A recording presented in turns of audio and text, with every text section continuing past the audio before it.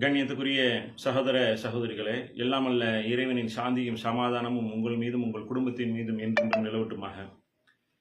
அன்பிற்குரிய சகோதர சகோதரிகளே, நாம் கடந்த சில தினங்களுக்கு முன்பு நாகப்பட்டினம் அருகாமையில் இருக்கக்கூடிய நிலாப்பே நிறுவனத்தில் மோசடியில் பாதிக்கப்பட்ட மக்களை ஒன்றிணைத்து கடந்த பிப்ரவரி 3ஆம் தேதி அன்று நாகை மாவட்டம் எஸ்பி அலுவலகத்தில் நாம் அனைவரையும் ஒன்றிணைத்து ஒரு குழுவாக மனு கொடுத்திருந்தோம். அந்த மனுவின் மீது நடவடிக்கை தொடர்பான எஸ்பி அலுவலகத்தை தொடர்பு கொண்டு விசாரித்த போது, செல்போன் மூலியமாகவும் நேரடியாகவும் விசாரித்த போது அவர்கள் விக்டிமாக சேர்க்கிறதாக சொல்லியிருந்தாங்க. அது இதுவரை ஏன் சேர்க்கவில்லை என்ற கேள்விகளை முன்னெடுக்கப்படும் போது அவர்களுடைய தரப்பில் உள்ள சில நியாயமான காரணங்களை சொல்றாங்க. அப்போ நீதிமன்ற உத்தரவு நமக்கு தேவைப்படுது. தனி எஃப்ஐஆர் போடுவதாக இருந்தாலும் சரி, அல்லது ஏற்கனவே போடப்பட்ட எஃப்ஐஆர் நம்மளை விக்டிமாக சேர்ப்பதற்கு நீதிமன்ற உத்தரவு தேவைப்படக்கூடிய காரணத்தினால் எஸ்பி அலுவலகத்தில் இருக்கக்கூடிய மனு அவர்களிடம் இருக்கு. அதில் எங்களுக்கு ஒரு காப்பி தாங்க நம்ம கேட்க முடியாது இல்லையா? அப்போ யாரெல்லாம் எஸ்பி அலுவலகத்தில் மனு கொடுத்திருந்தீர்களோ அவர்கள் உடனே அந்த மனுவின் ஒரு நகலை எடுத்துக்கொண்டு சம்பந்தப்பட்ட குழுவிடம், உதாரணமாக அப்துல் கரீம், திருப்புண்டியை சேர்ந்த கனிபாயாக இருக்கட்டும், ஜஹபர் ஷெரீஃபாக இருக்கட்டும், மயிலாடுதுறையை சேர்ந்த நூர்லாவாக இருக்கட்டும், உடனே அவர்களை தொடர்பு கொண்டு உடனே அந்த மனுவின் நகலையும் உங்கள் ஆதார் கார்டையும் கொடுத்தீங்கன்னு சொன்னாக்கா எல்லாத்தையும் ஒரு ஃபைலில் இணைத்து நம்மளுடைய வழக்கறிஞருடைய குழுவிடம் கொடுத்து ஒரு பிரமாண பத்திரம் தாக்கல் செய்து விக்டிமா சேர்ப்பதற்கோ அல்லது எஃப்ஐஆர் தனியாக போடுவதற்கோ நாம் முதற்கட்டமாக அந்த பணியை தொடங்கலாம்னு சொல்லியிருந்தோம். அதில் கிட்டத்தட்ட எஸ்பி அலுவலகத்தில் 60க்கும் மேற்பட்ட மக்கள் மனு கொடுத்துருந்தாங்க. அதில் ஒரு 10-15 மனு அப்போவே கழிக்கப்பட்டு விட்டது. ஏற்கனவே கொடுத்தவர்கள் திருப்பி கொடுத்துருக்காங்கிற அடிப்படையில் அப்போ ஒரு 40க்கும் மேற்பட்ட மனுக்கள் எஸ்பி அலுவலகத்தில் கொடுக்கப்பட்டது உறுதியாக இருக்கிறது. ஆனால் அவர்களால் நடவடிக்கையை மேற்கொள்ள முடியவில்லை. ஏற்கனவே விசாரணை முடிக்கப்பட்ட வழக்கில் நாங்கள் மறுபடியும் விக்டிமா சேர்க்க வேண்டும் என்றால் நீதிமன்ற உத்தரவோ அல்லது எங்களுடைய மேலதிகாரி உத்தரவோ வேண்டும். அப்போ இந்த வழக்கை ரீஓபன் செய்யணும் அப்படிங்கிற நிர்பந்தத்தின் அடிப்படையில் நீதிமன்றத்தை நம்ம அணுக இருக்கிறோம்.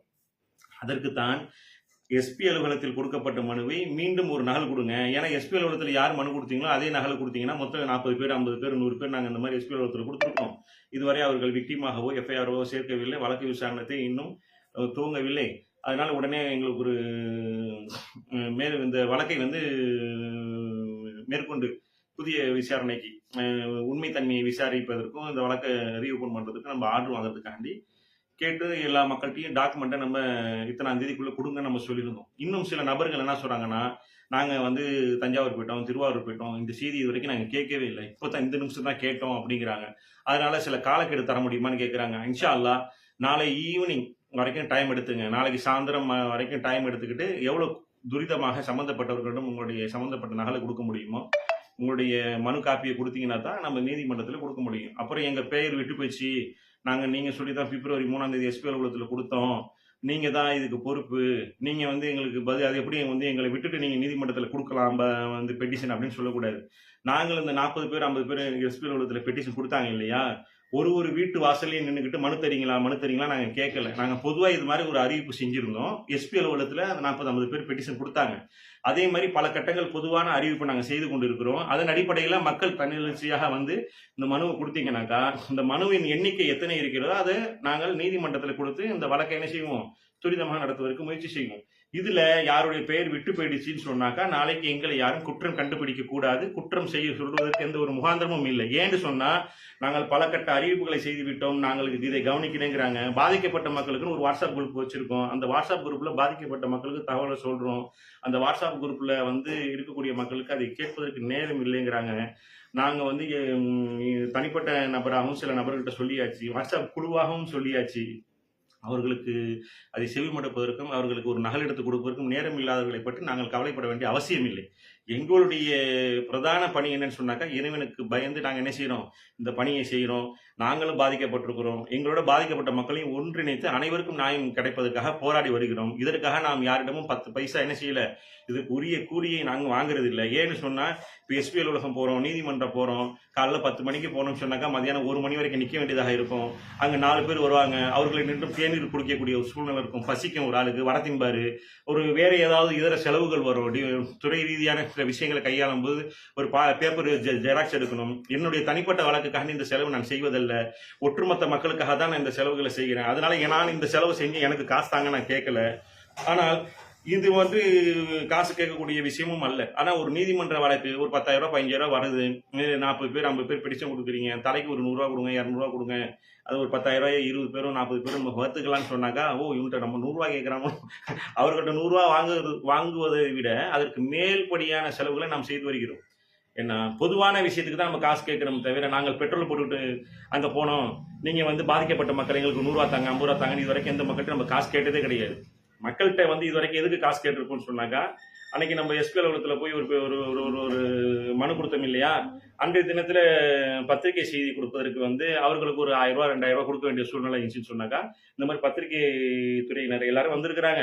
அவங்களுக்கு ஒரு ரூ. 1000 2000 கொடுக்கணும். அப்பதான் இந்த செய்தியை போடுவாங்க. ஏன்னா அவங்களும் பெட்ரோல் போட்டுட்டு வராங்க. இப்ப அந்த அடிப்படையில அதுக்காண்டி மக்கள்கிட்ட வசூல் பண்ணி இருக்கிறோமே தவிர, இது அல்லாம வேற எதுக்காண்டி நம்ம வசூல் பண்ணது அல்ல. அப்புறம் உறுப்பினர் சேர்க்கை, சங்கத்து ரீதியா ஏதாவது உறுப்பினர் சேர்க்கை நீங்க சேர்றதா இருந்தா அதுக்கு ஒரு தொகையை குடுங்க. இப்ப இந்த நீதிமன்றம் போறோம். ஒரு 5லேருந்து ஒரு 10லேருந்து 15 வரைக்கும் செலவு வரும்.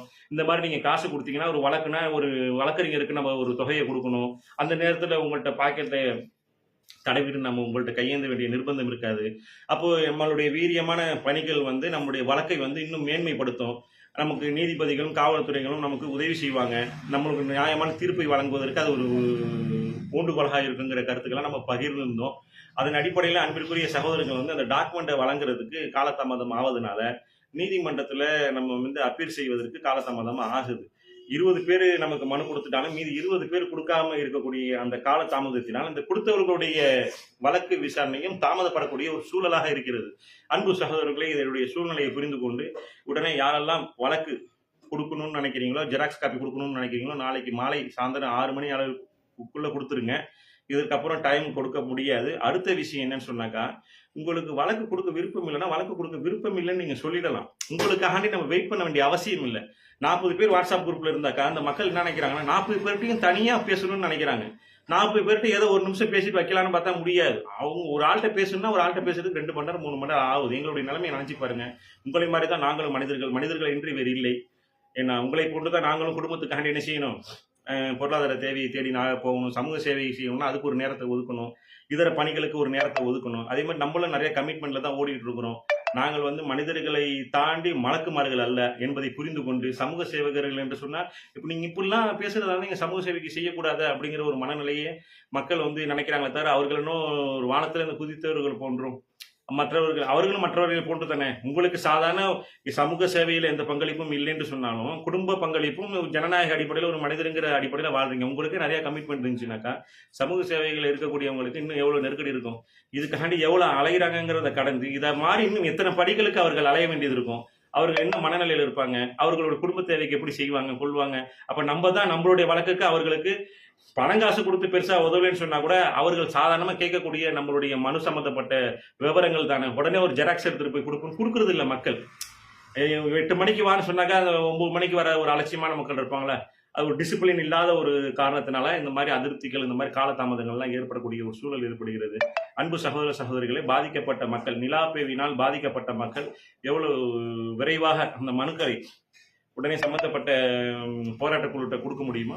குடுங்க. அப்புறம் வந்து எங்க பேர் உற்றுச்சு, அதுக்கு நீங்க தான் காரணம்னு சொன்னாக்கா, எந்த வகையிலும் யாரும் ரெஸ்பான்சிபிள் ஆக முடியாது. இதற்கு முழுக்க முழுக்க உங்களுடைய அலட்சியம் மட்டுமே காரணமாக இருக்கும் என்பதை அன்புடன் தெரிவித்துக் கொள்கிறேன். ஜெய் ஹிந்த்.